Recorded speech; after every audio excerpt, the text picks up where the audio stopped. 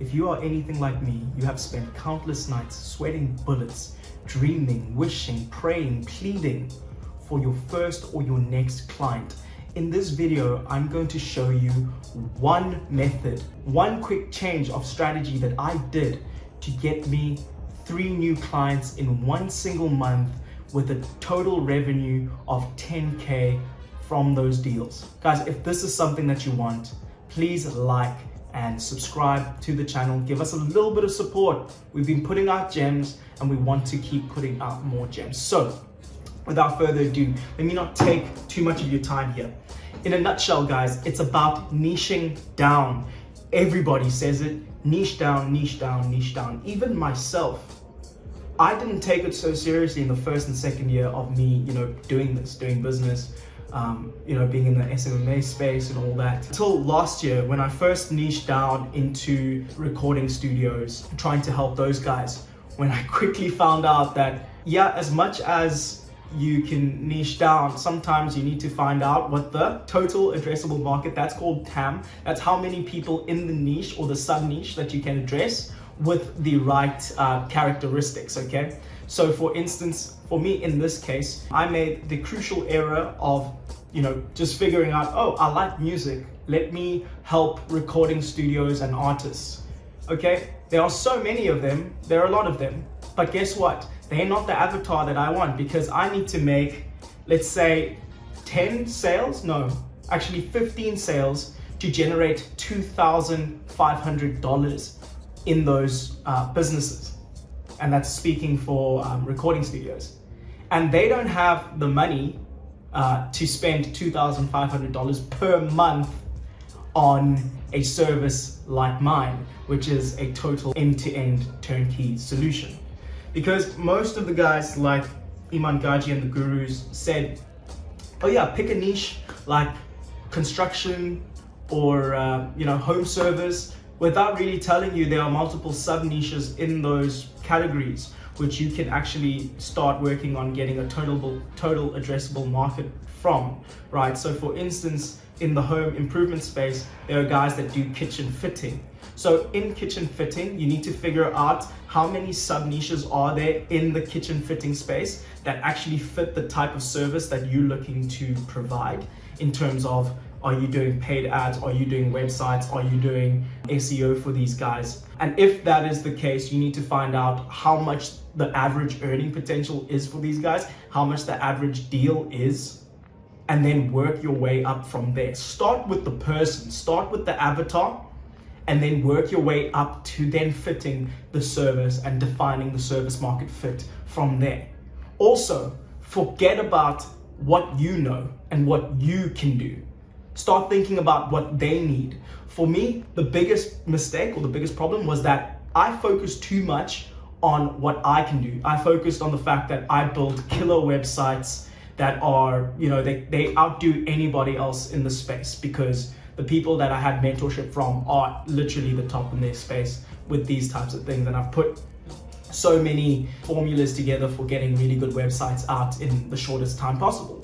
So that was great. I worked on delivery. I figured that all out. I know exactly what I'm, doing. But the thing is, I kind of bought a $10 million diamond into a desert where people were just looking to drink water, right? If I had a bottle of $1 water, I would have sold to more people than having that huge diamond that I thought was so shiny and so valuable, but everybody else around me didn't. Now, the analogy is that I changed my perspective completely and I picked a niche that was difficult for most SMMA guys to even get into, let alone thrive, okay? And also I made sure there's a huge total addressable market because I'm solving complex problems that are valued by this market. And I'm gonna share the market soon in my next video. I just wanna make sure that I've got the right stuff for it. And because my team is so good at delivery from the last few things that we did before, it was such an easy switch. It took me about a month and a half to figure out what this niche was because I did a lot of research. I literally every single day would wake up, would check what is the total addressable market for this what is the market cap, where is it going to grow to projected in the next 10 years, figured out what are the biggest, problems, like a hypothesis, a thesis, what are the biggest problems that they are facing, how many of them are in the space that are potentially facing this problem that I'm looking to deliver according to my scope of service, right? And what is the most highly leveraged value proposition for them, so that I can start creating an offer that makes the most sense to these people. So what I did is I treated my business like a Y Combinator startup.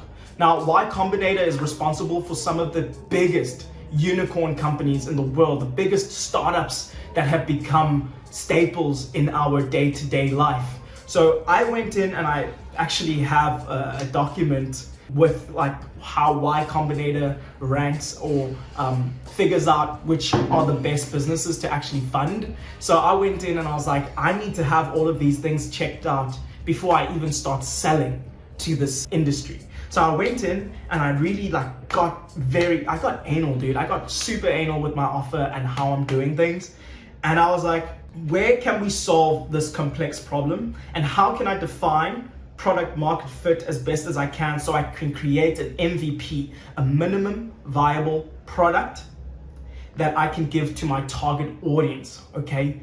So figure out what the pain is, what keeps your customers or your prospects up at night first, and then go in and dial in that offer based on what keeps them up at night and what they would value the most. Like I said, there's no use having a super shiny diamond in a desert where people are just looking for $1 water, okay? So I came in, started crafting a service and an offer that can help. So what I actually did is I reached out to a lot, let's say over 50 different investors into business owners in that specific space, in that niche. And I reached out to general businesses that are adjacent to that space and asked them in these specific spaces, based on my thesis and research, are you looking for X, Y, and Z? And how would X, Y, and Z impact your business right now?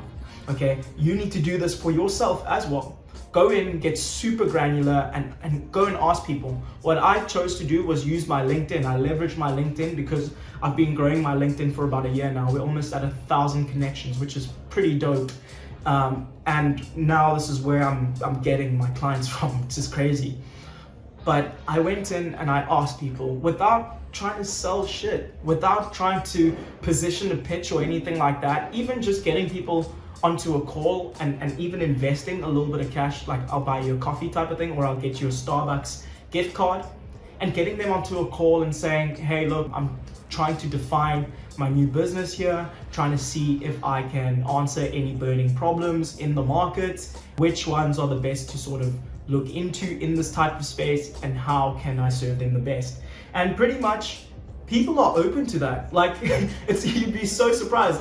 You can talk to a millionaire and ask him these questions without them saying, go talk to someone else. You can literally speak to these people who are of influence and ask them how they've found answering certain problems in their business, how they've come to that, and how you can help.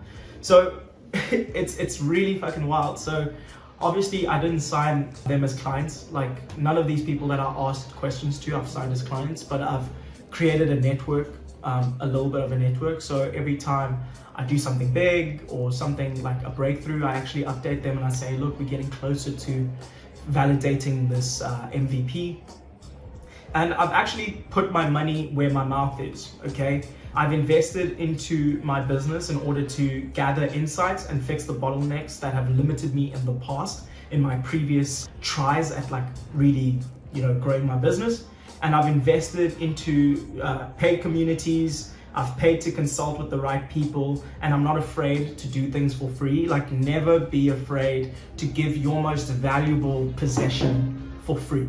And this is something that I had to learn over and over and over, because yes, I had provided things in the past for free, but I've been burned by so many different people. I am a very, if I have it, I will give it out. but I've been burnt by so many people, but I'm not letting that affect me. So same thing as you, like if you're closing a client, for instance, when someone says, hey, I've worked with an agency and I've been burnt before, like use this analogy, like you've been in a relationship, right? Yeah, I've been in a relationship. You've been broken up with, right? Or you've had your heart broken, right? You're like, yeah, I've had my heart broken. And right now at the moment, do you have a significant other? Do you have a wife? Do you have a family? Most of them, because of my target market, are like, yeah, I do have a family and a wife.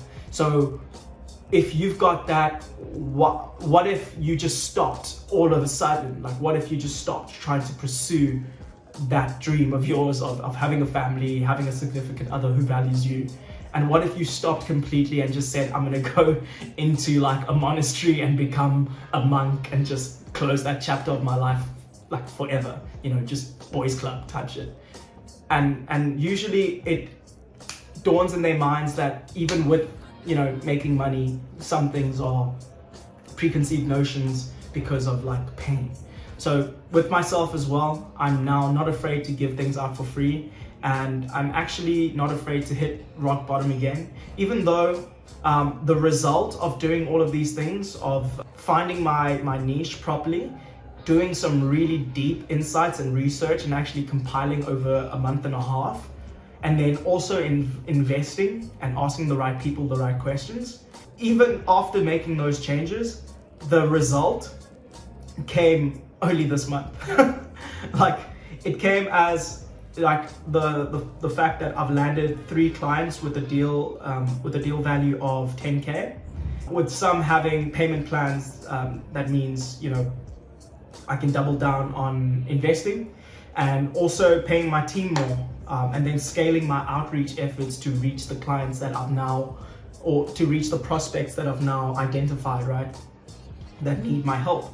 And yeah, like I'm also trying to get clients through the door by creating a pay on results offer that I can rack up even more case studies and get more meetings, because my biggest thing now is not about where to find those leads, how to find those leads, how to land those leads. No, it's about getting more meetings. I just want as many freaking meetings as I could possibly handle. And that is what's starting to happen now. In the next hour, I've got a meeting, and it's a Sunday today. In the next hour, I've got a meeting with a prospect who's looking to get some help with a few things that my system offers. So just having that, right, doubling down on myself and doubling down on this idea, and really taking the risk of doing a lot of stuff on a pay on results or for free, while testing out your hypotheses. Very, very important. And I'm just trying to figure out what my ideal clients want, right? The exact things that they're having trouble with and how I can solve them so that I can offer them something. And right now, I don't really care if I make like a lot, like if I scale or whatever right now. Yeah, my goal is 30K in dollars per month in the next, you know, let's say it's 6 months. That's great, right? But I'm doing the inputs as much as I can, even if it means I work for free on a lot of this stuff, because from there it really scales, because my niche is a very reputation-based niche that I've now chosen. So once I do something good for one person, it actually starts scaling up, and these people are more transactional based, so they actually are aware that they need to pay for things. So even if I offer to do stuff on pay on results or offer things for free, they do have reciprocity in their wiring, I guess. So how about yourself? Now, how's this relevant to you? How's all this stuff that Pumz is saying today, all this awesome insight, how is that going to be valuable for you, my friend? Well, right now, I actually have a limited offer until the end of the month. I have a limited offer to help you find the best method for you to start getting higher paying clients who stay for longer, okay? All you need to do is shoot me a DM on Instagram on why you're keen and what your business is. Just tell me a little bit of the insights. And this is only for serious people looking to invest their blood, sweat, and tears into their business, okay? And also, if you're willing to pull your goals into existence, out of the ether and into existence, my friend, I am willing to work with you. So let's have a chat if that's you. And also, please guys, support the channel. I'll be ramping up my efforts. I'll be trying to put together, 2 videos per week. So also let me know in the comments what you're looking to, get some help on, what kind of insights you're looking for me to shed light on. Just list it in the comments, tell me what you're struggling with so that I can make a video specifically tailored for you, my friend. And I might even mention your name and say, so-and-so is looking for help on this, and give you a case study that you can benefit from. Okay, my friend? So have yourself a great day, and thanks for watching. Cheers.